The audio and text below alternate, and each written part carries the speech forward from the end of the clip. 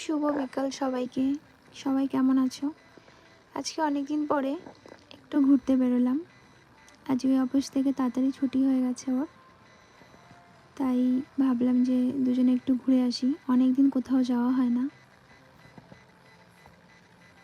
এদিক ওদিক একটু মলে ঘুরবো, যদি কিছু কেনাকাটা যায় সেটাই দেখছিলাম। নিজেকেও একটু সময় দেওয়াটা দরকার কখনো কখনো।